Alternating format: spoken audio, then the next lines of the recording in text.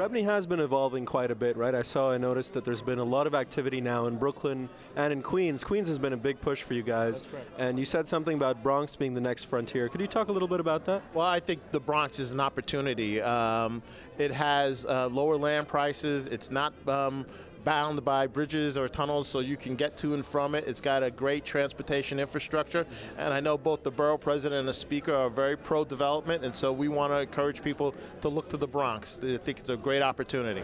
In terms of wages, are you comfortable with where the new wage conditions are setting? Well, I think that the legislation was very intelligently crafted because, frankly speaking, when you're over 300 units of housing, you're typically in a high-rise building. Yeah. And in a high-rise building, in order to adhere to the safety and the experience requirements that are necessary, paying a proper wage is mandatory. 421A is coming back, and developers, especially large rental developers, are very excited, very relieved. Tell us about Rockrose and tell us about how you guys are seeing this. Well, I think that land prices may still be coming down, even with 421A coming back, because financing has tightened up. So I think that's going to slow things down a little bit. So I'm thinking that there will actually be some more opportunities in 2017. We've seen your policies, you've talked a lot about that, but in terms of operations and management, what would you do differently? Well, you know I'm a disciplined manager, and I love the thought of the city being well run, but I think that we have a major homelessness problem in the city. There was a poll that came out today where 75% of New Yorkers are feeling that that's a serious, serious problem. I'm passionate about the fact that we're the best city on the planet and we have the worst schools, and we're going to do something about that. Also, housing crisis. We've got to create housing on a scale that nobody's talking about now. I think we all feel that. The rent's too high, and we need a middle class in the city. Those are the things I'm focusing on that I'll jump right in on when I'm mayor. You still refer to yourself as a developer, and Forest City as a developer. You guys are now a real estate investment trust, and REITs by nature are a little bit skeptical about development. They have to answer to shareholders every quarter, and development is a long game. So how do you reconcile being a developer with being a REIT? So that's a great question, and I would say that we've been a public company well before we became a REIT, so we understand the market and the idea that investors don't always have the kind of patience associated with development. But let's be clear, the investment community wants a growth story. And year-over-year NOI isn't necessarily the only story that presents the most captivating growth story. To my mind, it's the balancing between the operating portfolio, which is solid, strong, steady, and diverse, and a development story that's some percentage of that asset base, not enough to sink the ship in a downturn, not to get out over our skis, but to do something with such high barriers to entry that the rewards are big. Is there a sense that momentum has shifted a little bit to the west side with Vornado's revamp of the Penn Plaza area, and obviously Hudson Yards as well? Is that affecting your game plan downtown? You know, it's a different neighborhood, it's a different product, and you know, we've had wonderful interest from a lot of cutting-edge companies and traditional companies, right, which is what we want.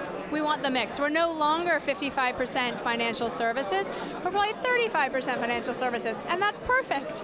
Brad, so you said you specialize in downtown leasing. Has there been momentum? Has there been the kind of activity that you would have liked to see? Yeah, I mean, downtown over the last 3 or 4 years has been very strong. We're recording our highest rents ever per square foot for downtown. Our availability rates are record lows. And with the emergence of the residential market, I mean, we have almost 60,000 residents downtown now. 10 years ago, we had only 20,000. In the second half of 2016, people were getting a little skittish about the market, but it seems like it's coming back, at least on the leasing front. There's certainly more space in the long term than there is demand, but with the tech sector and the job outlook looking better, and the empty space in the hands of great landlords, I think we're going to be just fine. And you've had a long relationship with REBNY. It goes back to your father and maybe even before him. Tell us a little bit about what you're honored tonight and what that's about. Well, you know, I've been blessed. And that brought a smile to your face, so it sounds like it's a good story. Because, you know, my dad really cherishes REBNY. It was a big part of his business career and his life and the relationships he made from that. He couldn't be here tonight, but he's so proud that I'm winning this award.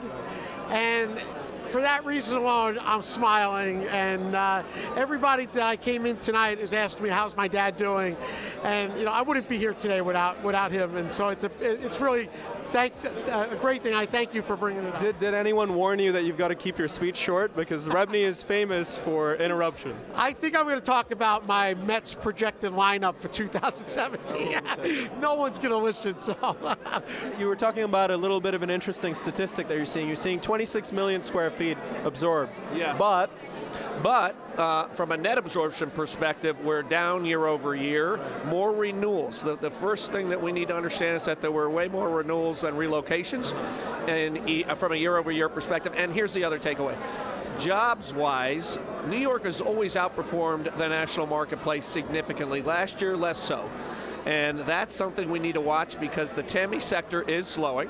The question is, might the banking sector step in? Might some more relaxed regulations or clarifications to Dodd-Frank give banks some confidence to expand again? On the positive side, for New York's economy at least, the fact that there's talk about unleashing some more activity on Wall Street, I think that'll be a positive for the real estate market.